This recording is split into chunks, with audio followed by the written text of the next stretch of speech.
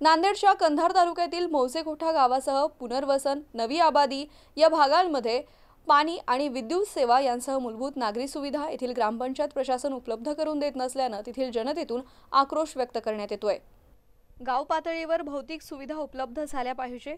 इथे ग्रामीण पाणी पुरवठा योजनेअंतर्गत घरोघरी नळाद्वारे पाणी उपलब्ध करून द्यावे, ग्रामीण रुग्णालयास मंजुरी द्यावी, धोबी घाट बांधण्यात यावा, नवी आबादी कोठा कॅनल रस्त्यावर दळणवळणासाठी पुलाचे बांधकाम करण्यात यावे, स्मशानभूमी उपलब्ध करून देण्यात यावी अशी मागणी येथील माजी सरपंच व्यंकटराव घोरपडे यांनी मागील 13 दिवसांपासून बैठा सत्याग्रहाद्वारे केली आहे। आज गावातील अनेक नागरिकांनी बैठा सत्याग्रहाच्या ठिकाणी जन आक्रोश व्यक्त केला।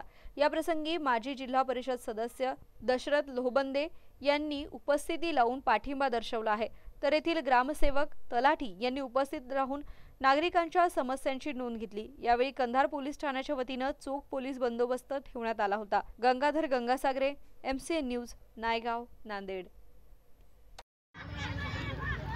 सर्व जनतेच्या वतीनं या ठिकाणी बोंबाबोंब महा आक्रोश मोर्चाचं निवेदन केलेलं आहे। शासन दरबारी हा सर्व मागण्या पाठवलेल्या आहेत। प्रशासन सर्व मागण्यासाठी मदत होत नाही, म्हणून याही पुढे आंदोलन चालू राहणार आहे। निगमराव देशमुख कोटेकर या कौठा गावचा मी एक नागरिक आहे। आज आपल्या कौठा नगरीमध्ये पुनर्वसन नेते माननीय व्यंकटराव घोरपडे साहेब हे दिनांक 26 जून सर आमच्या गावामध्ये पाण्याची सोय नाही आहे। अजून आतापर्यंत आमच्या गल्ली बोळामध्ये कुठंच नळाची सोय झालेली नाही आहे।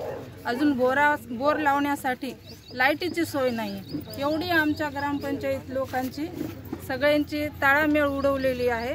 तर आमच्या गावामध्ये कुठलीच नालीची सुद्धा सोय झालेली नाही, रोड रस्ते पण चांगले नाही आहेत। तर आमच्या लहान लेकरांना सगळ्या बायांना गावातून 3 किलोमीटर 2 किलोमीटरवरून पाणी आणून घ्यावं लागतं।